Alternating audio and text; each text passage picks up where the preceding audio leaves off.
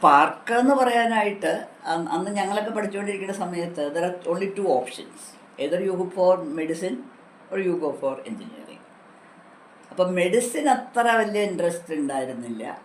May be I must have got it through medicine വേണമെങ്കിൽ കിട്ടുമായിരുന്നു. പക്ഷെ അതിനകത്ത് അത്ര ഇൻട്രസ്റ്റ് ഒന്നുമില്ല. എൻജിനീയറിങ് ബസ് ഒരു ഇൻട്രസ്റ്റ് ഉണ്ടായിരുന്നു. പക്ഷെ അന്നത്തെ ഒരു എൻവയൺമെൻറ്റ് അറിയാമല്ലോ, പെൺകുട്ടികൾ എൻജിനീയറിങ്ങിന് പോകാമെന്നൊക്കെ പറഞ്ഞു കഴിഞ്ഞാൽ ഒരു സോഷ്യൽ എന്താ പറയണ്ടേ നെഗറ്റിവിറ്റി എല്ലായിടത്തും ഉണ്ട്. അപ്പോഴാണ് ഈ ഒരു ആർക്കിടെക്ചറിൻ്റെ ഒരു അനൗൺസ്മെൻറ്റ് വന്നത് 1964 അഡ്മിഷൻ്റെ സമയത്ത്. അപ്പോൾ അത് വന്നു കഴിഞ്ഞപ്പോഴത്തേക്കും അന്ന് പിന്നെ നമ്മൾ പറഞ്ഞ മാർക്കിൻ്റെ ബേസിസിലാണ്, എൻട്രൻസ് ഒന്നുമില്ല, മാർക്കിൻ്റെ ബേസിസിലാണ്. അതും മാത്സ്, ഫിസിക്സ്, കെമിസ്ട്രി. മാത്സിനാണ് ഇമ്പോർട്ടൻസ് കിട്ടുന്നത്. ഒരുവിധം പ്രീ യൂണിവേഴ്സിറ്റിക്ക് തന്നെ ഒരുവിധം മാർക്കുണ്ടായിരുന്നു, കിട്ടുമെന്നുള്ളത് അറിയായിരുന്നു. ബാക്കിയുള്ള എൻജിനീയറിങ്ങിനും നമ്മൾ നോക്കിയില്ല. അപ്പോൾ ഐ യൂസ് ടു ഡ്രോ. സ്കൂളിൽ പഠിക്കുന്ന സമയത്ത് തന്നെ വരയ്ക്കുമായിരുന്നു. അപ്പോൾ അപ്പോൾ എല്ലാവർക്കും അറിയാം ആർക്കിടെക്ചർ എന്ന് പറഞ്ഞാൽ സംതിങ് അസോസിയേറ്റഡ് വിത്ത് ആർട്ട്. അപ്പോൾ ആർട്ടിസ്റ്റിക് ടാലൻ്റ് ഉണ്ടെങ്കിൽ കുറച്ചുകൂടി എളുപ്പമായിരിക്കാം, ഇൻട്രസ്റ്റഡ് ആയിരിക്കാം എന്നൊക്കെ തോന്നുന്നത്. അപ്പോൾ എൻ്റെ ഒരു ബ്രദർ ഇവിടെ CET പഠിച്ചിരുന്നു, elder brother. He was a mechanical engineer, but he use to draw very mechanical drawings ഒക്കെ നന്നായിട്ട് വരയ്ക്കുമായിരുന്നു. അപ്പോൾ ഞാൻ I use to assist him also whenever he is doing his homework vacation ടൈമിലൊക്കെ. അപ്പോൾ he knows that I have the talent. പിന്നെ അത് മാത്രമല്ല, സ്കൂളിൽ പഠിക്കുന്ന സമയത്തും ഞാൻ പെയിൻറ്റിങ് പഠിക്കുകയായിരുന്നു. അപ്പോൾ അങ്ങനെയെല്ലാം വെച്ചും കൊണ്ട് ഹീ സജസ്റ്റഡ് ദറ്റ് എൻജിനീയറിങ്ങിന് പോകണമെന്നുണ്ടെങ്കിൽ യു ഗോ ഫോർ ആർക്കിടെക്ചർ, അതാണെങ്കിൽ നിങ്ങളുടെ ഇൻട്രസ്റ്റ് ഉള്ള ഫീൽഡായിരിക്കാം എന്ന് പറഞ്ഞു. അപ്പോൾ ശരിയെന്ന് പറഞ്ഞാൽ അപ്ലൈ ചെയ്തു കഴിഞ്ഞപ്പോൾ കിട്ടിക്കഴിഞ്ഞ് കഴിഞ്ഞപ്പോഴത്തേക്കും ദിവസം ഒരു ഹെസിറ്റേഷൻ ഉണ്ടായിരുന്നു എല്ലാവർക്കും എൻജിനീയറിങ്ങിന് പറഞ്ഞയക്കാൻ. ഇവിടെ പെൺകുട്ടികളുണ്ടാവുമോ എന്ന് വെച്ചാൽ അന്നൊക്കെ വളരെ ഒരു 100-200 കുട്ടികളിൽ 1-2 കുട്ടികളൊക്കെ പെൺകുട്ടികളുണ്ടാവുള്ളൂ. അപ്പോൾ അപ്പോഴും ചോദിച്ചു, പെൺകുട്ടികൾ ഉണ്ടായിരുന്നെങ്കിൽ if you are the only person എങ്ങനെ അത് സർവൈവ് ചെയ്യുന്നപ്പോൾ പറഞ്ഞു. അപ്പോൾ അന്നത്തെ പ്രായത്തിൻ്റെ ആയിരിക്കാം, വാശി പറഞ്ഞു ഒറ്റയ്ക്കാണെങ്കിലും പഠിക്കാം. അങ്ങനെ ഒരു വാശിയിൽ അപ്ലൈ ചെയ്തു, കിട്ടി, ഒന്ന് ജോയിൻ ചെയ്തു. അതിനെപ്പറ്റി ആർക്കിടെക്ചറിനെ പറ്റി ഒന്നും വലുതായിട്ട് അങ്ങനെ അറിയാൻ വയ്യ. എഞ്ചിനീയറിംഗ് ആണെന്ന് അറിയാം. പണ്ട് തന്നെ ഈ ആർക്കിടെക്ചർ എന്ന് പറഞ്ഞു കഴിഞ്ഞാൽ ഇറ്റ്സ് ബോത്ത്. നമ്മളിപ്പോൾ സബതി എന്ന് പറയില്ലേ, സബതി ഈസ് ബോത്ത് ആൻ എഞ്ചിനീയർ, ഒരു മാത്തമാറ്റീഷ്യൻ ആയിരിക്കണം, എഞ്ചിനീയർ ആയിരിക്കണം, പിന്നെ ഒരു സ്കൾപ്റ്റർ ആയിരിക്കണം, പെയിൻറ്റർ ആയിരിക്കണം. ഇതൊക്കെയാണ് ഒരു സബതിയുടെ ക്വാളിഫിക്കേഷൻസ് പറയുന്നത്. ഇതെല്ലാം വേണമെന്നാണ്. അപ്പോൾ അങ്ങനെ വന്നു കഴിയുമ്പോഴത്തേക്കും ആർക്കിടെക്ചർ എന്ന് പറയുമ്പോഴത്തേക്കും എഞ്ചിനീയറിങ്ങോ ആയിരിക്കും, ആർട്ടായിരിക്കും, അങ്ങനെ. അപ്പോൾ ഒരു എന്താ പറയണ്ടേ മൾട്ടി എന്താണ് ഏരിയ. അങ്ങനെ വന്ന് ജോയിൻ ചെയ്തു.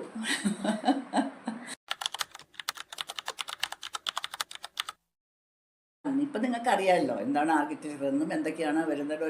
ഓരോ കോളേജിലെ സ്പെഷ്യാലിറ്റീസൊക്കെ അറിയാമല്ലോ. പക്ഷെ അന്ന് നമ്മൾ പറഞ്ഞ എൻജിനീയറിങ്ങേ ഉള്ളൂ, നോ ആർക്കിടെക്ചർ പ്രൊഫഷൻ എന്ന് പറഞ്ഞാൽ അങ്ങനെയൊന്നുമില്ല.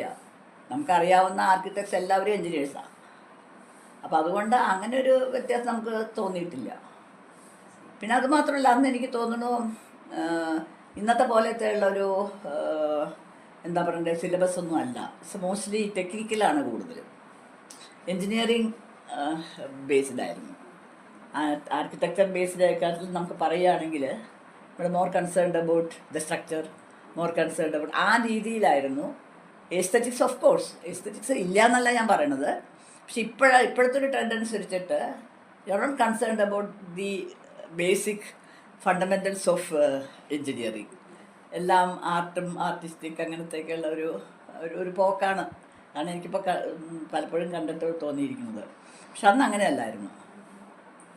മോസ്റ്റ്ലി ഇപ്പോൾ നമ്മുടെയൊക്കെ തീസിസ് അങ്ങനത്തെ തീസിസൊക്കെ എടുത്ത് നോക്കിക്കഴിഞ്ഞ് കഴിഞ്ഞാൽ ഒരു സ്ട്രക്ചറൽ ആണ് ഇമ്പോർട്ടൻസ് വരുന്നത്. എന്താണ് എക്സ്ട്രാ എന്ന് പറഞ്ഞു കഴിഞ്ഞാൽ ഓഫ് കോഴ്സ് നമ്മൾ അതിനെ പറ്റിയിട്ടുള്ള എന്താണ് പ്ലാനിങ്ങിനെ പറ്റി കുറച്ചൊക്കെ നമ്മൾ ശ്രദ്ധിക്കും. പക്ഷെ മോസ്റ്റ്ലി യൂട്ടിലിറ്റി സ്പേസാണ് നമ്മൾ നോക്കിക്കൊണ്ടിരുന്നത്. അന്നത്തെ ആർക്കിടെക്ചറിൻ്റെ പലരുടെയും യൂട്ടിലിറ്റിയാണ്. ഫോർ എക്സാമ്പിൾ നമ്മൾ പഠിക്കുന്ന ആർക്കിടെക്ട്സിൻ്റെയൊക്കെ വെസ്റ്റേൺ ആർക്കിടെക്ട്സിൻ്റെയൊക്കെ ഉണ്ടല്ലോ, അവരുടെയൊക്കെ ബിൽഡിങ്സ് നോക്കിക്കഴിഞ്ഞാലും എല്ലാം വളരെ സ്ട്രക്ചറലാണ്. ഇപ്പോൾ നടന്നുണ്ടല്ലോ പഴയ ആർക്കിടെക്ട്സിൻ്റെയൊക്കെ ബിൽഡിങ്സ് നോക്കിക്കഴിഞ്ഞ് കഴിഞ്ഞാൽ ഇന്നത്തെ ആ ഒരു സ്റ്റൈലല്ല. അപ്പോൾ ആ രീതിയിലങ്ങ് പോയി. പിന്നെ ഓരോരോ വർഷം കഴിയുമ്പോഴത്തേക്കും വന്ന മാറ്റങ്ങളാണ്. ഇപ്പോൾ ഇറ്റ്സ് എ ടോട്ടലി ഡിഫറെൻ്റ് ആയിട്ടുള്ള ഒരു, ബിക്കോസ് നിങ്ങൾക്ക് ഇപ്പോൾ സ്ട്രക്ചറലിനെ പറ്റിയൊന്നും I don't think you have any എന്താ പറയുക ഗ്രൗണ്ട് എന്താ ഇതെന്ന് പറയുന്നത് പോലെ ഉണ്ടെന്ന് തോന്നുന്നില്ല. പക്ഷെ അന്ന് അങ്ങനെയല്ല. ഞങ്ങളൊക്കെ സ്ട്രക്ചറൽ എഞ്ചിനീയറൊക്കെ നന്നായിട്ട് പഠിച്ച് തന്നെ നമ്മൾ തന്നെയായിരിക്കും സ്ട്രക്ചറൽ എഞ്ചിനീയർ. ഇപ്പം അങ്ങനെയല്ലല്ലോ, ഇപ്പം എല്ലാം കൺസൾട്ടൻസ് ആണല്ലോ. അപ്പോൾ ആ ഒരു വ്യത്യാസം അന്നത്തെ ഒരു, അന്ന് നമ്മളെ പഠിപ്പിക്കാൻ വന്നവരെല്ലാം ബേസിക്കലി എഞ്ചിനീയേഴ്സാണ്, ആർക്കിടെക്ട്സ് ഇല്ല. അതായത് പ്രൊഫസർ JC അലക്സാണ്ടർ എന്ന് പറയുന്നത് ഹീസ് സിവിൽ എഞ്ചിനീയർ ആയിരുന്നു. He has started the course. R Shankar ആയിരുന്നു അന്ന് മിനിസ്റ്റർ. അപ്പോൾ he wanted to start a new course. അപ്പോൾ ഇലക്ട്രോണിക്സും ആർക്കിടെക്ചർ രണ്ടും കൂടി ഒന്നിച്ചാണ് 64 സ്റ്റാർട്ട് ചെയ്തത്. ടെലികമ്മ്യൂണിക്കേഷൻ എന്നാണെന്ന് പറഞ്ഞുകൊണ്ടിരുന്നത്. അപ്പോൾ നോക്കിക്കഴിഞ്ഞപ്പോൾ ചീഫ് ആർക്കിടെക്റ്റ് ആയിരുന്നു. He was the chief architect. He had architectural engineering exposure ഉണ്ട് ഫ്രം കൊളറാഡോ യൂണിവേഴ്സിറ്റി, അമേരിക്കയിൽ. ബേസിക്കലി സ്ട്രക്ചറൽ എഞ്ചിനീയറാണ്. അപ്പോൾ അങ്ങനെ അദ്ദേഹത്തിനെ ഐഡൻറ്റിഫൈ ചെയ്തു. He was the head of the department. PWDയിലെ കുറേ engineers who had some talent. For example professor Chandran ഉണ്ടായിരുന്നു. അങ്ങേര് ബേസിക്കലി സിവിൽ എഞ്ചിനീയറാണ്, പക്ഷെ നല്ല ആർട്ടിസ്റ്റിക് ടാലൻറ്റ് ഉണ്ടായിരുന്നു. പിന്നെ അങ്ങനെ ഓഫ് കോഴ്സ് വേറെ രാമസ്വാമി സാറ് മരിച്ചുപോയി. Ramaswamy sir he is a basically civil engineer. അത് കഴിഞ്ഞിട്ട് PWD അവർ പറഞ്ഞ അപ്പോഴേ ആർക്കിടെക്ചറിനെ പറ്റി കുറച്ച് അവയർനെസ് ഒക്കെ വന്നു തുടങ്ങി. He has been sent to Kharagpur university. അവർ ആർക്കിടെക്ചർ സ്റ്റാർട്ട് ചെയ്തു. വേ ബാക്ക് ഇൻ 61 മറ്റേ അവർ സ്റ്റാർട്ട് ചെയ്തു തോന്നുന്നുണ്ട്. ഫസ്റ്റ് ബാച്ചിലിട്ട് ഒരു പ്രൊഫസറായിരുന്നു Panicker sir, Thomas Panicker. He is the first architect in the true sense. മറ്റേ രാമസ്വാമി സാറ് സിവിൽ എഞ്ചിനീയറാണ്. അത് കഴിഞ്ഞിട്ട് പോസ്റ്റ് ഗ്രാജുവേഷൻ പോലെ പോയിട്ട് ആർക്കിടെക്ചർ BArch എടുത്തതാണ്. അപ്പോൾ അവരും PWDയിൽ വർക്ക് ചെയ്യായിരുന്നു. അവരെല്ലാവരും പിന്നെ അവിടെ ആർട്ടിസ്റ്റ് ഉണ്ടായിരുന്നു. അവർക്ക് ഇവർ വരയ്ക്കുന്ന ഡ്രോയിങ്സിനൊക്കെ ഒരു ഫേസ് കൊടുക്കണമല്ലോ, ഫേസ് ലിഫ്റ്റ്. അതിനവിടെ ഒരു ആർട്ടിസ്റ്റ്. അപ്പോൾ അവരെല്ലാവരും ഇവിടെ വന്നിട്ട് പാർട്ട് ടൈമായിട്ട്, ഇപ്പോൾ മോർണിംഗ് ക്ലാസ്സുകളെല്ലാം എഞ്ചിനീയറിംഗ് സബ്ജക്ട്സാണ്. ഫസ്റ്റ് ഇയറിൽ കോമൺ ആയിരുന്നു, നമ്മുടെ ആർക്കിടെക്ചറൊന്നും പഠിക്കില്ല. മേ ബി 1-2 ഓറിയൻറ്റേഷൻ ക്ലാസ്സുകൾ അങ്ങനെയൊക്കെ ഉണ്ടായിരുന്നുള്ളൂ.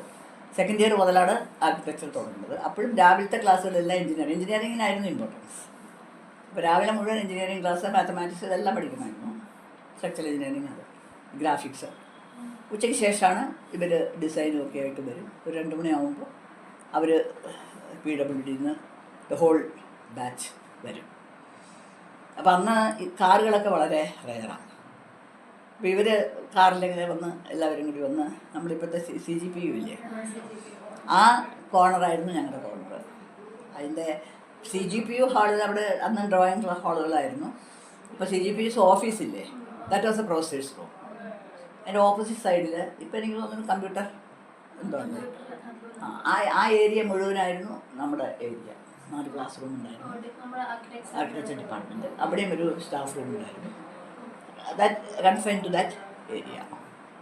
അപ്പോൾ അവിടെ ആ കോർട്ട്യാർഡിൽ വന്ന് ഈ കാറുകളെല്ലാം വന്ന് നിൽക്കും. പ്രൊഫസർ അലക്സാണ്ടർക്ക് ഒരു ബ്യൂക്ക് കാർ ഉണ്ടായിരുന്നു. ബ്യൂക്ക് കാർ നിങ്ങൾ കേട്ടിട്ട് പോലും ഉണ്ടാവില്ല. അന്നത്തെ കാലത്തെ ഏറ്റവും വലിയ വണ്ടിയാണ്. അങ്ങനെ ബ്യൂക്ക് കാറിൽ നിന്ന് ഇറങ്ങും. മറ്റേ സാർമാരെല്ലാവരും വരും. ഒരു 4 മണി വരെ അവിടെ ഉണ്ടാവും. എല്ലാ ക്ലാസ്സുകളും ആർക്കിടെക്ചർ ഡിസൈൻ അങ്ങനത്തെ അവരെടുത്തിട്ടാണ്. It continue till 71. ഞാനും പ്രൊഫസർ ഉമ്മനും വന്ന് പെർമനൻറ്റ് സ്റ്റാഫായിട്ട് ജോയിൻ ചെയ്യുന്നത്.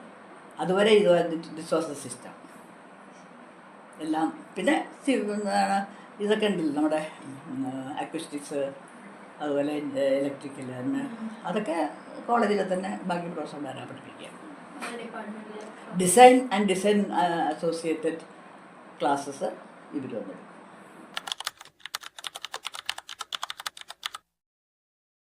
സ്റ്റുഡൻ്റായിട്ടുള്ള മെമ്മറി, സ്റ്റുഡൻ്റായിട്ടുള്ള ഏറ്റവും ഇമ്പോർട്ടൻ്റ് ആയിട്ടുള്ളൊരു മെമ്മറി എന്ന് പറഞ്ഞാൽ ഞങ്ങൾ സെക്കൻഡ് ഇയർ പഠിക്കുമ്പോൾ we were taken to Kanyakumari. Thomas Paulose സാറായിരുന്നു ഞങ്ങളുടെ ഡിസൈൻ സ്റ്റുഡിയോയുടെ ഹെഡ്. നീന ടീച്ചറില്ലേ, നീന ടീച്ചറിൻ്റെ അച്ഛൻ. അപ്പോൾ ഞങ്ങളുടെ ഹോൾ ക്ലാസ് ഹോൾ ഡിപ്പാർട്ട്മെൻറ്റ്. അന്ന് സീറ്റ് കുറവായിരുന്നു, കുട്ടികളും കുറവായിരുന്നു. പുതിയ കോഴ്സായത് കാരണം വെരി ഫ്യൂ ടേക്കേഴ്സ്. അപ്പോൾ എല്ലാവരെയും കൂടി first year, second year, third year, final year എല്ലാവരെയും കൂടി പത്മനാഭപുരം ഡോക്യുമെൻറ്റേഷൻ കൊണ്ടുപോയി. Padmanabhapuram palace documentation. അത് കഴിഞ്ഞ് കന്യാകുമാരി ഒരു ട്രിപ്പൊക്കെ എടുത്തു കഴിഞ്ഞു. അന്ന് ഞങ്ങളിങ്ങനെ ഗ്രൂപ്പായിട്ട് ഡിവൈഡ് ചെയ്തു. എല്ലാവർക്കും ഒരു എന്താ പറയുക, നമ്മുടെ നോട്ട് പാഡില്ലേ, എന്നിട്ട് നോട്ട് പാഡ് എടുത്തിട്ട് ഓരോരോ കോർണറിൽ ഓരോരുത്തരെ എന്നിട്ട് അവിടെ നിങ്ങൾ കാണുന്നതെല്ലാം സ്കെച്ച് ചെയ്ത് കൊണ്ടുവരാൻ പറ്റും. അങ്ങനെ അത് കഴിഞ്ഞിട്ട് പിന്നെ അതെന്താ സംഭവിച്ചതെന്നൊന്നും ഇപ്പോൾ എനിക്ക് ഓർമ്മയില്ല. ഞങ്ങളുടെ ഇപ്പോഴും എൻ്റെ I still have A photograph of me ഒരു ഹോൾഡിങ് ഒരു പാഡ് എടുത്തുണ്ട്. അവിടെ ഓരോന്ന് കാണുന്നതെല്ലാം നമ്മൾ നോട്ട് ചെയ്യുക, സ്കെച്ച് ചെയ്യുക, അങ്ങനെ ഒരു ഇതിലാണ് പോയത്. ഒരു ദിവസമായിട്ട് we spend 1 day, the full day. ഇത്രയും കുട്ടികളുള്ളത് കാരണം 4-5 പേരായിട്ട് ഡിവൈഡ് ചെയ്ത് അതൊരു വലിയൊരു മനസ്സിലുള്ള ഒരു ഭയങ്കര ഇതാണ്. അതിനകത്തുള്ള ഏറ്റവും സാധനം പറഞ്ഞു കഴിഞ്ഞാൽ Neena was with us. Neena was just 3 years old. അതുമായിട്ട് ഫോട്ടോ ഉണ്ട്, ഫ്രോക്കൊക്കെ ഇട്ടുണ്ട്. അതൊരു ഭയങ്കര ഒരു മെമ്മറിയിൽ എപ്പോഴും നിൽക്കുന്നൊരു ഇതാണ്. സാറിൻ്റെ വൈഫ് നീന ഞങ്ങളെ കൊണ്ടുവന്ന് പോയത് സാറാണ് അക്കമ്പനി ചെയ്തത്. ഇപ്പോഴും പോകുന്നുണ്ടല്ലോ ചില സാറന്മാർ വൈഫിനൊക്കെ കൊണ്ടുവരില്ലേ, അതുപോലെ സെക്കൻഡ് ഇയർ ആയിരുന്നു തോന്നുന്നത്, തേർഡ് ഇയർ ആയിരുന്നു. അത് 66.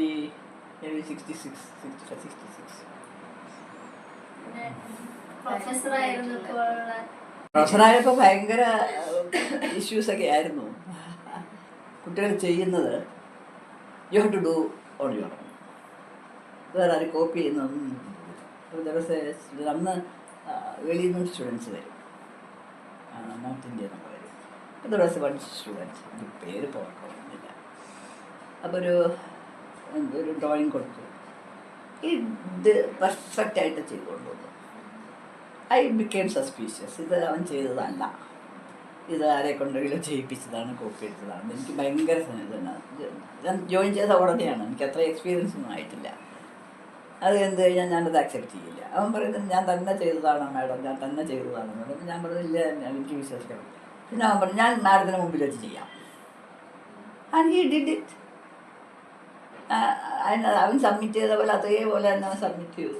അതൊരു ശരിക്കും പറഞ്ഞൊരു എന്താ ഒരു ഷോക്കെന്ന് എനിക്ക് പറയാം. അങ്ങനെ ഒരു എക്സ്പീരിയൻസ് ഉണ്ടായിട്ടുണ്ട്. അപ്പം അതിൻ്റെ പേരിപ്പോൾ മറന്നുപോയി, പക്ഷേ കുറേ ഓർമ്മയുണ്ടായിരുന്നു.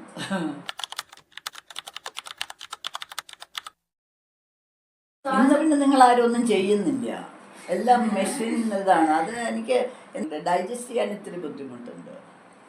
ഇപ്പം നമ്മൾ പേനയും പെൻസിലും നമ്മൾ ചെയ്യേണ്ടത് പേനയും പെൻസിലും ചെയ്യുന്നത് അതുപോലൊരു തോന്നും. എനിക്കറിയില്ല, may be I M wrong. മറ്റേത് മുഴുവൻ നമ്മൾ തന്നെ, നമ്മുടെ മനസ്സും നമ്മുടെ കയ്യും നമ്മുടെ ഇതെല്ലാം ആ ഒരു സിസ്റ്റത്തിൽ കൂടെയല്ലേ നമ്മൾ പോകുന്നത്. ഇപ്പം അങ്ങനെയല്ല, നിങ്ങൾ എന്തെങ്കിലും പറയുന്നു AI അത് ചെയ്തു തരും. 3 dimension വേണോ, 4 dimension വേണോ, 6 dimension വേണോ, അവരങ്ങ് ചെയ്തു തരും. മറ്റേതങ്ങനെയല്ല, ഞങ്ങൾ അത് മുഴുവനും നമ്മൾ ആലോചിക്കണം. You have to think. ഇപ്പോൾ നമ്മളൊരു ഇൻറ്റീരിയർ വരയ്ക്കണമെങ്കിൽ, 3 dimensionൽ വരയ്ക്കണമെങ്കിൽ ആദ്യം നമ്മൾ മനസ്സിൽ നമ്മുടെ കാണണം. ഇപ്പം നമ്മളതൊന്നും വേണ്ട, ആ എല്ലാ ഡേറ്റ കൊടുത്തു കഴിഞ്ഞ് കഴിഞ്ഞാൽ യു ഗെറ്റ് ഇറ്റ്. ഇതാണ് കളറാണെങ്കിലും അതെ. കളർ ചിലപ്പോൾ നമ്മൾ പെയിൻ്റൊക്കെ ചെയ്ത് നോക്കുമ്പോൾ ഈ കളറല്ല നമുക്ക് വേണ്ടത്, ടു റീഡു ഇറ്റ്. അങ്ങനെ ഒരുപാട്. പിന്നെ അതുപോലെ തന്നെ നമ്മൾ വരയ്ക്കാനാണെങ്കിലും പെൻസൊന്നും അവൈലബിൾ ആയിരുന്നില്ല. അത് ഈ എന്താ പറയണ്ടേ, എൻജിനീയറിങ് ഇൻസ്ട്രുമെൻറ്റ് ബോക്സ് എന്ന് പറഞ്ഞൊരു സാധനമുണ്ട്. അതിനകത്തൊരു കണ്ടിട്ട് പോലും ഉണ്ടാവില്ല. അതിനകത്ത് മഷി എന്ന് പറഞ്ഞു കഴിഞ്ഞാൽ ബ്ലാക്ക് ഇങ്കല്ല, നമ്മൾ ഇന്ത്യൻ ഇങ്ക്. ഇന്ത്യൻ അത് ഒരു തുള്ളി അതിനകത്തേക്ക് ഒഴിക്കും ഈ പെന്നിൻ്റെ ഉള്ളിൽ. എന്നിട്ട് അത് അഡ്ജസ്റ്റ് ചെയ്ത് അതിൻ്റെ ഇത് അഡ്ജസ്റ്റ് ചെയ്തിട്ട് വേണം അത് ലൈൻ വരയ്ക്കാനായിട്ട്. ഒരു ലൈൻ വരച്ച് കഴിയുമ്പോഴത്തേക്ക് അതിൽ മഷി തീരും, പിന്നെ മഷി ഒഴിക്കണം. അങ്ങനെയാണ് ഞങ്ങൾ ഈ ഇങ്കിൽ വരച്ചുകൊണ്ടിരുന്നത്. പെന്നില്ല. പിന്നെ ഒരു വേറെ തരം പെന്ന് അവൈലബിൾ, ഓൺലി 1 point. പിന്നെ ഞങ്ങൾ ഫൈനലൊക്കെ ആയി കഴിഞ്ഞപ്പോഴത്തേക്കും റോട്ടറിങ് ഒക്കെ ഇത് അവൈലബിൾ പല ലെവലിലാണ്. ഫസ്റ്റ് ഇയറിലൊക്കെ നമ്മൾ ഇത് തന്നെ കൈകൊണ്ട് തന്നെ ചെയ്തിട്ടുണ്ട്. ഇപ്പം സ്റ്റോറൊക്കെ ഉണ്ടല്ലോ കോളേജിൽ തന്നെ, അന്ന് ഈ ഇപ്പൊ ഷീറ്റ്സ് അങ്ങനെയാണെങ്കിൽ അങ്ങനത്തെ ഷീറ്റ് ഒക്കെ സിറ്റി പോയി വാങ്ങിക്കും. അല്ലാണ്ട് കോളേജിൽ അവൈലബിൾ പ്രീമിയർ ഓഫീസ് എക്യുപ്മെന്റ്സ് തന്നെ പോയി വാങ്ങിക്കും. ഇപ്പോഴത്തെ MCA ഡിപ്പാർട്ട്മെന്റ് ആയിരുന്നു ഞങ്ങളുടെ ലൈബ്രറി. ആ ഏരിയ മാത്രമേ അത്ര അതായിരുന്നു ലൈബ്രറി. അവിടെ വെരി ഫ്യൂ ആർക്കിടെക്ചർ ബുക്സ് വരെ അവൈലബിൾ. അപ്പോൾ മിക്കവാറും ഞങ്ങൾ എല്ലാവരും ലൈബ്രറിയിലായിരിക്കും. എന്ന് വെച്ചാൽ ഒരു കോപ്പിയൊക്കെ ഉണ്ടാവുള്ളൂ. അപ്പോൾ ഹിസ്റ്ററി ഓഫ് ആർക്കിടെക്ചറൊക്കെ പഠിക്കണമെങ്കിൽ അതൊരു വലിയ വ്യത്യാസമാണ്. കാരണം ഇപ്പം എല്ലാം നമുക്ക് അതാണ്, ബുക്കേ വേണ്ടല്ലോ. മറ്റേതെല്ലാം നമ്മൾ തന്നെ നോക്കി ലൈബ്രറി പോയി ലൈബ്രറിയിൽ റെഫർ ചെയ്ത് നമ്മളൊക്കെ പഴയ നോട്ട്സൊക്കെ നോക്കിക്കഴിഞ്ഞാൽ അങ്ങനെ എല്ലാം വരച്ചും സ്കെച്ച് ചെയ്തും അതിൻ്റെ ഡിസ്ക്രിപ്ഷൻസും ഒക്കെ, പ്രത്യേകിച്ചും ഈ ഹിസ്റ്ററിയൊക്കെ പഠിക്കുമ്പോൾ ഓരോ ബിൽഡിങ്ങിൻ്റെ പറ്റി അതിൻ്റെ പറ്റി നോട്ട്സും ഒക്കെ ആയിട്ടുള്ള നമ്മൾ ആ ബുക്ക് വളരെ എലാബറേറ്റ് ആയിട്ടുള്ള സ്കെച്ചസൊക്കെ ആയിട്ടുള്ള ബുക്കുകളാണ്. I never wanted to become a teacher. അപ്പോൾ ഞാൻ കോളേജ് വിട്ടപ്പോൾ ഇതെല്ലാം ഡിസ്ട്രിബ്യൂട്ട് ചെയ്തപ്പോൾ I don't have anything with me. അത് എന്താണെന്ന് അറിയില്ല. പഠിത്തം കഴിഞ്ഞ് കഴിഞ്ഞപ്പോഴത്തേക്കും പഠിപ്പിക്കണ്ടെന്ന് തോന്നി. പിന്നെ സംഭവം പഠിപ്പിക്കാൻ വന്നു.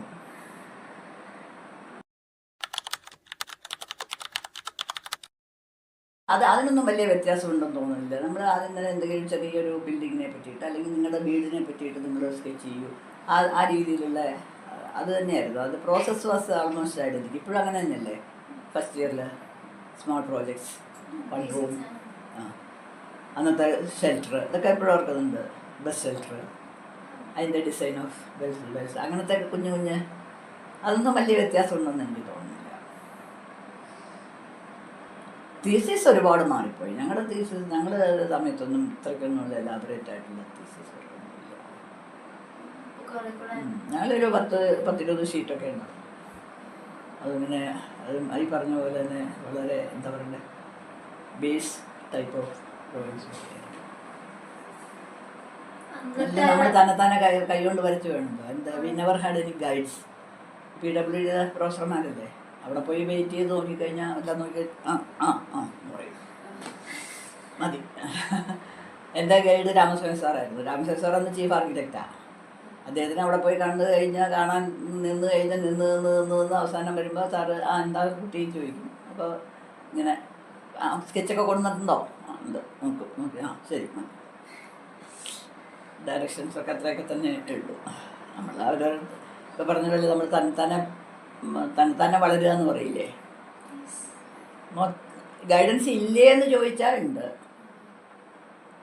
പക്ഷേ ഒരുപാട് ഇൻ്റലിജൻ്റ് അല്ല. ഇപ്പോഴത്തെ പേരൻ്റൽ റിലേഷൻഷിപ്പില്ലേ. ഞങ്ങളുടെ പേരൻസിൻ്റെ കാലത്തൊക്കെ പറഞ്ഞു കഴിഞ്ഞാൽ നമ്മുടെ അച്ഛൻ്റെ അമ്മയൊക്കെ കാണുന്നത് പലപ്പോഴും ആയിരിക്കും. നിങ്ങളുടെ ഫ്രണ്ട്സ്, നിങ്ങളുടെ സിബ്ലിങ്സ്, കസിൻസ് എല്ലാവരുമായിട്ടാണ് ഒരു ലൈഫ്. അതിനിടയിൽ ഞാൻ പറയും, എനിക്കൊക്കെ അമ്മയൊക്കെ ഓർമ്മയുള്ളതെന്ന് പറയുമ്പോൾ അസുഖം വന്ന് കിടക്കുമ്പോൾ മാത്രമാണ് അമ്മ വന്ന് നമ്മളെന്തെങ്കിലും. അപ്പം അതേപോലെ തന്നെയാണ് അന്ന് ടീച്ചർമാരാണെങ്കിലും അതെ, ജസ്റ്റ് ജനറലായിട്ടുള്ള പറയുന്നല്ലാതെ ഇന്നത് ചെയ്യും ഇങ്ങനെ. ഇപ്പോൾ നമ്മൾ ഡിസൈൻ ക്ലാസ്സിൽ പോയി കഴിഞ്ഞാൽ ഞങ്ങളൊക്കെ തന്നെ തുടങ്ങിക്കഴിഞ്ഞു. ഡിസൈൻ ക്ലാസ്സിൽ വന്നു കഴിഞ്ഞാൽ 4 പേരുണ്ട്. എല്ലാവരുടെയും ഷീറ്റിലവിടെ പോയി കൊണ്ടിട്ട് ഓരോ ഡയറക്ഷൻസ്. അങ്ങനെയൊന്നുമില്ല. പക്ഷെ ഫൈനലായിട്ട് എന്തെങ്കിലുമൊക്കെ പറയും. മാർക്ക് കിട്ടാനും വലിയ ബുദ്ധിമുട്ടായിരുന്നു. എന്നുവെച്ചാൽ നല്ല പെർഫെക്ഷൻ ഉണ്ടാവില്ല. നമ്മൾ തന്നെ ചെയ്യുമ്പോൾ ഓട്ടോമാറ്റിക്കലി പെർഫെക്ഷൻ കുറവായിരിക്കും. അപ്പോൾ മിനിമം മാർക്കിലാണ് എല്ലാവരും പാസ്സാവുന്നത്. പാസ്സാവുക തോൽക്കുക എന്നുള്ളതല്ലാതെ കണ്ട് ഇന്നത്തെ പോലെ nobody was concerned about the marks. ഞാനാണ് ഫസ്റ്റ് റാങ്ക് ഹോൾഡറായിരുന്നു. നിങ്ങൾ അന്തം വിട്ടുപോയി എനിക്ക് കിട്ടിയ മാർക്ക് ആലോചിക്കുമ്പോൾ. I got just 62.8% for my BR. And I was the only person who got first class. ഇപ്പം അങ്ങനെയാണോ? അതാ ഞാൻ പറഞ്ഞത്. പക്ഷെ ഞാനെപ്പോഴും പറയും, ഞാൻ ഐ എം പ്രൗഡ് ദാറ്റ് ആ 62.1 അതെൻ്റെ മാത്രം കോൺട്രിബ്യൂഷനാണ്. വേറെ ആരുടെയും കോൺട്രിബ്യൂഷൻ ആയിട്ടില്ല. നമ്മൾ തന്നെ പഠിച്ച് ഉണ്ടാക്കുക. അപ്പം അത് കാരണം എല്ലാവരും മിടുക്കന്മാരായിട്ടുണ്ട്, അതൊക്കെ ഇതുണ്ട്. പക്ഷേ വെൻ കംസ് ടു ഈ പറഞ്ഞ പോലെ തന്നെ സ്റ്റാറ്റിസ്റ്റിക്സ് ഒക്കെ നോക്കിക്കഴിയുമ്പോഴത്തേക്കും എല്ലാവർക്കും ഇത്രയൊക്കെ മാർക്കേ ഉണ്ടാവും. ഞങ്ങൾ 30 പേരാണ് ജോയിൻ ചെയ്തത്. ഫസ്റ്റ് ഇയർ കഴിഞ്ഞപ്പോഴത്തേക്കും ഇറ്റ് ബിക്കെയിം ഹാഫ്. അന്ന് അങ്ങനെ ഒരു കൺസെപ്റ്റ് ഉണ്ടായിരുന്നു. If you fail in 2 subjects you lose 1 year. അപ്പോൾ ഫസ്റ്റ് ഇയറിൽ കോമൺ സബ്ജക്ട്സ് ആയിരുന്നു. അതിൽ 2 or more 2 വരെ കിട്ടുന്നു. You lose 1 year, you have to redo. അങ്ങനെ ഞങ്ങൾ സെക്കൻഡ് ഇയർ വന്നു കഴിഞ്ഞപ്പോഴത്തേക്കും 30 പേര് ജോയിൻ ചെയ്തിട്ട് എനിക്ക് തോന്നുന്നു 15 പേര് സെക്കൻഡ് ഇയർ മുതൽ ഉണ്ടായിരുന്നുള്ളൂ. പിന്നെ വലിയ ഡ്രോപ്പ് ഔട്ട് ഉണ്ടായിരുന്നില്ല. അങ്ങനെ വന്നു കഴിയുമ്പോഴത്തേക്കും ദോസ് ഹു കം ഔട്ട് ഇങ്ങനെ പല പല ലെവലിലുള്ള എന്താ പറയണ്ടേ പിന്നെ ഇങ്ങനെ നമ്മളെ ഇത് കളയുമല്ലോ, കളഞ്ഞ് ഇപ്പോഴത്തെ പറഞ്ഞ പോലെ 10ാം ക്ലാസ് ഞാൻ പറയും എന്തിനാ ഇത്രയും കഷ്ടപ്പെട്ടിട്ട് 10ാം ക്ലാസ് പരീക്ഷ നടത്തുന്നത്, എത്രയും സമയവും കളയൽ, ഇത്ര ആൾക്കാരുടെ ഫൈനാൻഷ്യൽ ഇതും, എന്നിട്ട് 99.94%. അങ്ങനെയാണെങ്കിൽ 100% എല്ലാവരെയും അങ്ങ് പാസ്സാക്കിയാൽ പോലെ. ഇപ്പം നിങ്ങളുടെ കണ്ടീഷനൊക്കെ അതാണ്. എൻ്റെ മൂത്ത സിസ്റ്ററിൻ്റെ സമയത്ത് ഫസ്റ്റ് ക്ലാസ് എന്ന് പറഞ്ഞാൽ 50% ഫസ്റ്റ് ക്ലാസ്. അത് കിട്ടുന്നത് തന്നെ വലിയ ബുദ്ധിമുട്ടാണ്. ഡിസ്റ്റിങ്ഷനൊന്നും ആർക്കും ആലോചിക്കാൻ പോലും വയ്യ. അപ്പോൾ അതാ പറയുക, അപ്പോൾ ഇതെല്ലാം കഴിഞ്ഞ് ഇത്രയും കൺസ്ട്രെയിൻസിൽ മുകളിലോട്ട് വന്നു കഴിയുമ്പോഴത്തേക്കും ഡെഫിനറ്റായിട്ടും അവർ നല്ല ഇതായിരിക്കും. ഇന്നത്തെ പോലെ എല്ലാവരും ജയിച്ച നല്ല നല്ല സമരം ഇത് കണ്ടല്ലോ, ഷെട്ടിയുടെ സമരം. ബാക്ക് ഇത് വരാൻ പാടില്ല, എല്ലാവരെയും പാസ്സാക്കണം. ഇറ്റ്സ് എഗെയിൻസ്റ്റ് ദ നേച്ചറാണ്. Nature survival of the fittest ആണ് നേച്ചറിൻ്റെ കൺസെപ്റ്റ് തന്നെ. അല്ലാതെ കണ്ട് എല്ലാം അങ്ങനെ വന്നു കഴിഞ്ഞാൽ the whole system will fail. ഈ ഇടയ്ക്കിടയ്ക്ക് ഇത് ചെയ്യാതെ കണ്ട് മുകളിലോട്ട് വരികയാണെങ്കിൽ സിസ്റ്റം വിൽ ഫെയിൽ.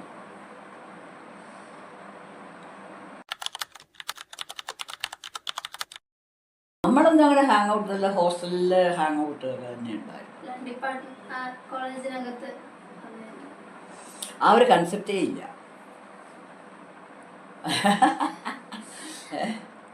നിങ്ങളെ എന്താണ് ശരിക്കും അത്ഭുതപ്പെടും. ശരിക്കും പറഞ്ഞു കഴിഞ്ഞാൽ ഞങ്ങളൊക്കെ പഠിച്ചുകൊണ്ടിരിക്കുന്ന സമയത്ത് വർക്ക്ഷോപ്പിൽ പോകണമെങ്കിൽ you have to change yourself into tight dress. അത് വർക്ക്ഷോപ്പിൽ പോകുന്ന സമയത്ത് we change to tight dress. ക്ലാസ്സിൽ പോകണമെങ്കിൽ you have to change to normal dress. ഇന്നത്തെ ക്ലാസ്സിൽ പോയിരിക്കാൻ ശ്രമിക്കുക. അങ്ങനത്തെ എല്ലാം നിങ്ങൾക്ക് അണ്ടർസ്റ്റാൻഡ് ചെയ്യാൻ പറ്റുന്നതിനെക്കാട്ടിലും അപ്പുറത്തുള്ളൊരു സിറ്റുവേഷനായിരുന്നു. അവിടെ we had all the fun in the hostel. അത് ഹോസ്റ്റലിൽ ഒരുപാട് ഹാങ് ഔട്ട് സ്പേസുകളുണ്ട്. ലേഡീസ് ഹോസ്റ്റലിൽ അവിടുന്ന് അങ്ങോട്ട് താഴോട്ട് ഇറങ്ങിക്കഴിഞ്ഞ് കഴിഞ്ഞാൽ ശ്രീകാര്യത്ത് വരെ പോകാറുണ്ട്. അപ്പോഴാണ് മുഴുവൻ ബിൽട്ടപ്പ് ഏരിയയായി. അമ്പലത്തിൻ്റെ താഴോട്ട് ഇറങ്ങിക്കഴിഞ്ഞ് കഴിഞ്ഞാൽ അവിടെ മുഴുവൻ വയലും ഒക്കെ ആയിരുന്നു. അതിൽ ആ വരമ്പത്ത് കൂടി കയറി കഴിഞ്ഞ് കഴിഞ്ഞാൽ ലയോള സ്കൂളിൻ്റെ പുറകിൽ പോയി കയറാം. അത് അപ്പോൾ ഫ്രീ ടൈമിലൊക്കെ അതായിരുന്നു നമ്മൾ അങ്ങനെ. അതുപോലെ വൺസ് ഇൻ എ വീക്ക് ഞങ്ങൾക്ക് 5.5 ഡേയ്സ് ആയിരുന്നു വീക്ക്. സാറ്റർഡേ ഹാഫ് ഡേ ക്ലാസ്സാണ്. അപ്പോൾ 12 മണി ക്ലാസ് കഴിഞ്ഞ് കഴിഞ്ഞാൽ അവിടെ 1:30 ബസ് ഉണ്ട്, ലൈൻ ബസ്. നിങ്ങൾക്കറിയോ ലൈൻ ബസ് എന്ന് പറഞ്ഞാൽ എന്താണ്? അല്ല, ലൈൻ ബസ് എന്ന് പറഞ്ഞു കഴിഞ്ഞാൽ ലോങ് ഡിസ്റ്റൻസ്. ഇപ്പോഴത്തെ ഫാസ്റ്റ് പാസഞ്ചറൊക്കെ പറയുന്നില്ലേ, അതാണ് ഈ ലൈൻ ബസ്. ലൈൻ ബസ് 1:30 വരും. ആ ലൈൻ ബസ്സിൽ ഫുള്ളായിരിക്കും ആമ്പിള്ളേരും പെൺപിള്ളേരും എല്ലാവരും കൂടി സിറ്റിയിലേക്ക് പോകുന്നതാണ് 1.5 മണിക്ക്. ആ ബസ് തിരിച്ച് 6 മണിക്ക് തിരിച്ചു പോകും. And back in the hostel by 6:30 കഴിഞ്ഞ് വന്നാൽ ഹോസ്റ്റൽ ഇസ് ക്ലോസ്ഡ്. പക്ഷെ അന്നൊന്നും നമുക്കതൊരു ഇതായിട്ട് തോന്നിയിട്ടേ ഇല്ല. അതാണ് നമ്മൾ സാറ്റിസ്ഫൈഡ്. നമുക്ക് ഈ എന്താ പറയുക, satisfied with what you have. അല്ലാതെ കണ്ട് അത് വേണം ഇത് വേണം അവർ അങ്ങനത്തെ ഉണ്ടല്ലോ, ഈ എന്താ എന്ന് പറയുക, ക്രേവിങ്ങാണ്. അത് അന്നത്തെ ആൾക്കാർക്കില്ല. ഇപ്പോഴും ഞങ്ങൾ പറയുമ്പോൾ അത് തന്നെയാണ് നമ്മുടെ ഏറ്റവും വലിയ ദുഃഖവും. You have to be satisfied with what you have. നമ്മൾ അതെ പറഞ്ഞു. ഞങ്ങളുടെ അന്നത്തെ കാലത്ത് എനിക്ക് തോന്നുന്നു we were more happier than you people എന്നാണ് എനിക്ക് തോന്നുന്നത്. എൻജോയ്ഡ് ദ ഹോസ്റ്റൽ ലൈഫൊക്കെ ശരിക്കും എൻജോയ് ചെയ്തിട്ടുണ്ട്. അതെ ഞാൻ പറഞ്ഞത്, നമ്മൾ ടൂറിനൊക്കെ പോകുമ്പോൾ എല്ലാവരും ഒന്നിച്ചാണ് പോയിക്കൊണ്ടിരുന്നത് ആദ്യമൊക്കെ. പിന്നെ ഫൈനൽ ഇയറൊക്കെ ആയി കഴിഞ്ഞപ്പോഴത്തേക്കും വേറെ ഓണം. അത് ചെയ്യരുതെന്നുള്ള മട്ടില്ല ഞങ്ങളൊക്കെ. അതുപോലെ ഞാൻ പറഞ്ഞില്ലേ, ഈ 62% എനിക്ക് മാർക്ക് കിട്ടിയതോടെ ദാറ്റ് ഈസ് മൈ ഓൺ വർക്കാണ്. No contribution for anybody. ഇപ്പം എൻ്റെ തീസിസിന് എനിക്ക് whatever I have done അതിനുള്ള മാർക്കാണ് കിട്ടിയിരിക്കുന്നത്. ജസ്റ്റ് പാസ് ചെയ്യുള്ളൂ. ഞാനൊക്കെ തീസിസ് എനിക്ക് ജസ്റ്റ് പാസ് ചെയ്യുള്ളൂ. പക്ഷെ ആരുടെയും ഹെൽപ്പില്ല. അപ്പോൾ അത് പറഞ്ഞാൽ എനിക്ക് വളരെ ധൈര്യമായിട്ട് പറയാം, എൻ്റെ മാർക്ക് എന്ന് പറയുന്നത് എൻ്റെ മാർക്ക് തന്നെയാണ്. There no contribution from anybody, not even from the teachers. അവരുടെ സൈഡിൽ നിന്ന് മിനിമം അതിന് എക്സ്പെക്റ്റ് ചെയ്യുന്നുമില്ല. ഞാൻ എപ്പോഴും പറഞ്ഞത്, why should you expect another person to do work for you. ഇപ്പോഴാണെങ്കിലും അതെ, എനിക്ക് ചെയ്യാൻ പറ്റുന്ന കാര്യങ്ങൾ ഞാൻ ചെയ്യുന്നല്ലാതെ കണ്ട് വളരെ എനിക്കറിയാൻ വയ്യാത്ത ചിലപ്പോൾ ഇപ്പോൾ കമ്പ്യൂട്ടറിന് ഞാൻ എക്സ്പെർട്ടൈസ് അല്ലാത്ത കാരണം അതിനകത്ത് ചിലപ്പോൾ ഈ പവർ പോയിൻറ്റോ അതൊക്കെ അതിലേക്കൊക്കെ ട്രാൻസ്ഫർ ചെയ്യണമെങ്കിലൊക്കെ വല്ല പേപ്പറൊക്കെ എഴുതുകയാണെങ്കിൽ അല്ലാതെ കണ്ട് I do all the work on my own. എനിക്കത് ഇഷ്ടമല്ല വേറൊരാൾ എൻ്റെ വർക്ക് വേറൊരാൾ ചെയ്തു തരുന്നത്. അതിൽ മാത്രമല്ല പേഴ്സണൽ ലെവലിലും അതെ. എനിക്ക് ചെയ്യാൻ പറ്റുന്ന കാര്യങ്ങൾ ഞാൻ ചെയ്യും, ചെയ്യാൻ പറ്റാത്ത കാര്യങ്ങൾ ചെയ്യില്ല. പക്ഷേ എനിക്ക് ചെയ്യാൻ വേണത് വേറൊരാളെ കൊണ്ട് ചെയ്യിപ്പിക്കുക എന്നുള്ളൊരു കൺസെപ്റ്റ് എനിക്കില്ല. ചിലപ്പോൾ പെർഫെക്ഷൻ ആയിരിക്കില്ല, മേ നോട്ട് ബി പെർഫെക്റ്റ്. അല്ല, ഞാൻ ചെയ്തത് മതി. ഇപ്പം എനിക്ക് 100-100 മാർക്ക് കിട്ടണം. ആ 100-100 മാർക്ക് കിട്ടും. ഞാൻ തനിച്ച് ചെയ്യുകയാണെങ്കിൽ ഐ മേ ഗെറ്റ് അബൌട്ട് 60-70% മാർക്കേ കിട്ടുള്ളെങ്കിൽ I am satisfied with that. വേറൊരാളുടെ വർക്ക് എൻ്റെ കയ്യിൽ കൊടുത്തിട്ട് ഞാൻ 100 മാർക്ക് മേടിക്കുന്നതിൽ അർത്ഥമില്ല.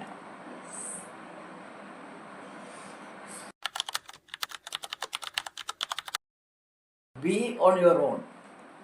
തന്നെത്താൻ അതാ പറഞ്ഞത്, don't expect other people to do work for you. നമുക്ക് അത് പറഞ്ഞാൽ അതൊത്തിരി മോശമായാലും സാരമില്ല. നമ്മളെപ്പോഴും സിമ്പിളായിട്ട് തന്നെ പറയുന്നത്, നമ്മൾ ഒരു എക്സാമ്പിൾ, നിങ്ങൾ കുക്ക് ചെയ്യുന്നു എന്ന് വിചാരിക്കണം. കുക്ക് ചെയ്യുമ്പോൾ ചിലപ്പോൾ ഇത്തിരി ഉപ്പ് കൂടി, ഇത്തിരി എരിവ് കൂടി, ബട്ട് യു ആർ സാറ്റിസ്ഫൈഡ്. ഇത്തിരി സാൾട്ട് കൂടുതല, അങ്ങനെ സാരമില്ല. When somebody is cooking for you, അപ്പോൾ അത് നല്ലതാണ് ചീത്തയാണെന്നൊക്കെ നമുക്ക്. മറ്റത് when you are doing your own, അപ്പോൾ ആ ഒരു സെൽഫ് റിലയൻസ് വേണമെന്ന് എനിക്ക് പറയാനുള്ളത്. നിങ്ങളുടെ വർക്ക് നിങ്ങൾ തന്നെ ചെയ്യണം.